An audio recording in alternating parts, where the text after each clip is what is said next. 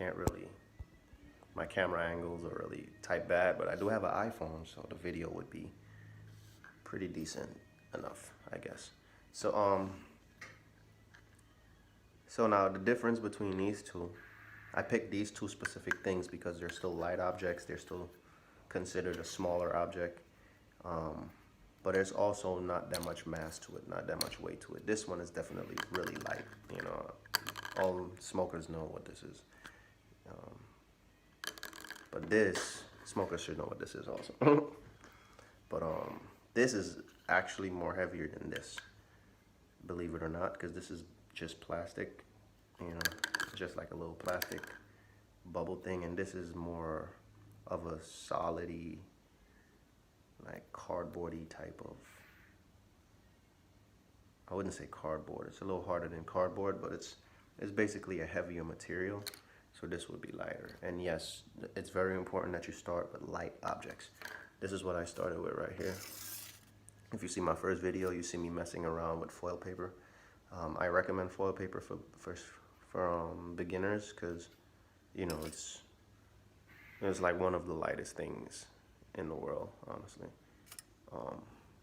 But it's very light. And I started with this, and now I'm getting really good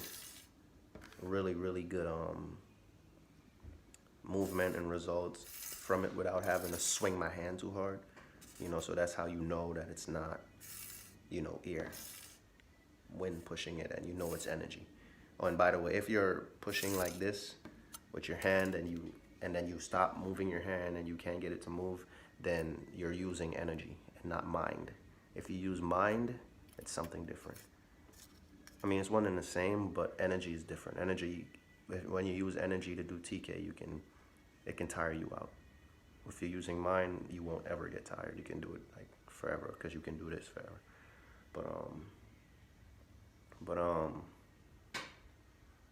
But yeah, start with something like this, something very light. You know, a piece of paper is fine also.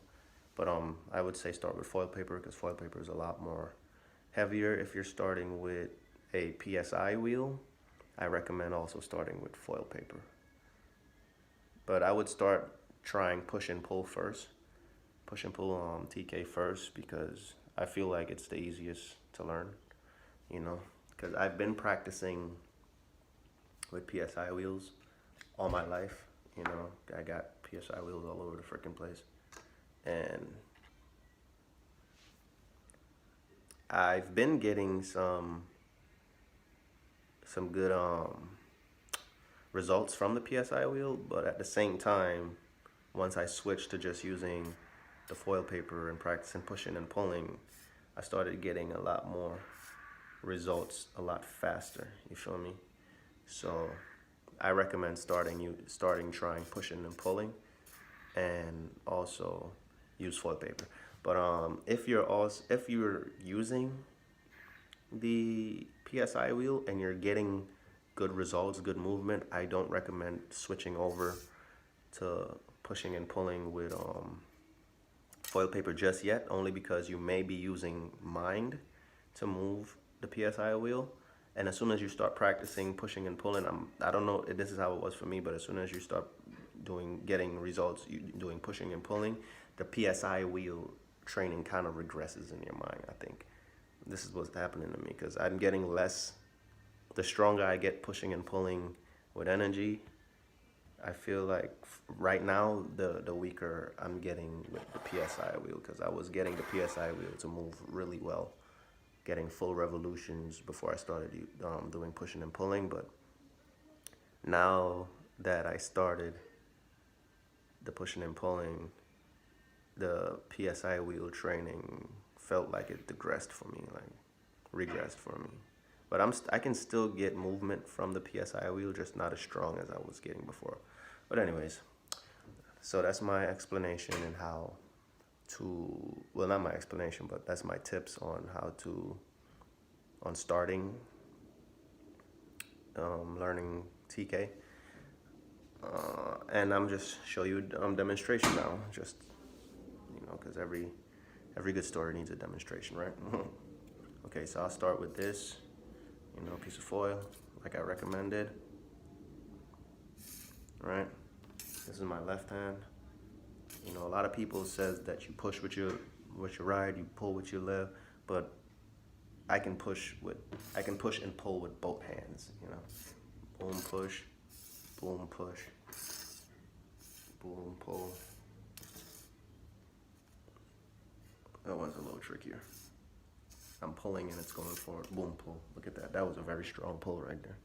I think it's more, I don't think it really has to do much with the hands, you know, and I know for a fact it has something to do with the right hand, left hand might be negative, positive, and whatnot, and that can thing. But I feel like once you learn how to move energy and stuff like that, and invoke the movement yourself, then you can be able to push and pull with any arm.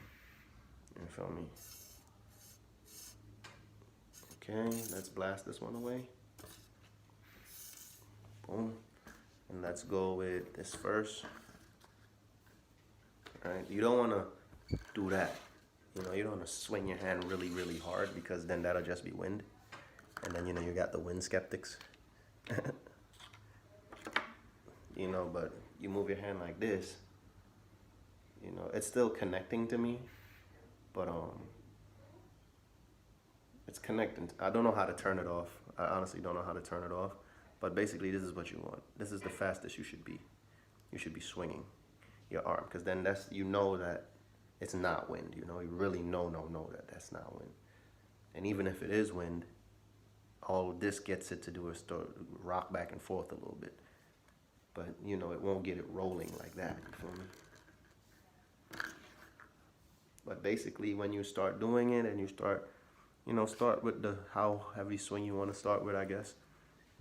But eventually, when you start getting motion and shit, you want to,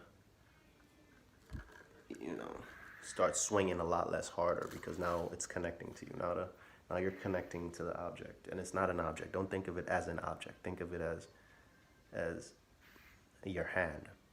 You know, like, how do you move your hand? You want to go inside yourself. You know, you definitely, practicing TK, then meditation will be a really big step to progressing fast, you know. Well, chronic meditation, you know, if you're meditating like for 10 minutes every day, once for 10 minutes every day, or once every 3 days or something, then you're not going to make much progress. You know, telekinesis is like everything else. You gotta, consistency breeds progress, you know. Okay, push that. This video is getting type long, so I'm gonna like just do the demonstrations, you know, explain what I'm doing while I'm demonstrating, and then I'll cut the video. All right, with this. And the smaller, tinier objects, you have to go on a really smaller scale with it. The bigger objects is easier to push because you have a bigger target to aim at. But when I first started doing small objects like this, I couldn't get it to move at all. But everything else around it was freaking out hella hard, you know, because the energy was just flying over it and then hitting everything in the background. And that's part of the reason why I put this right here, and that's my target. So whenever I'm trying to push this, I'm not picturing in my head, because then you start picturing it in your head, then you're using the brain, and you need to be using mind, and you have to turn your brain off for mind, right? So it's more of a feeling than a thinking. You know, I'm feeling that I'm pushing from the little black area, you feel me? And that gets it to, you feel me, without having to be like, or like really tense up your muscles and stuff, because you're not actually supposed to be tensing up, you know. I've seen a lot of people do TK and they tense up when they try to push something heavier. But the fact of the matter is, you're supposed to be able to push heavy objects without even having to tense up, you know. So you wanna get to a point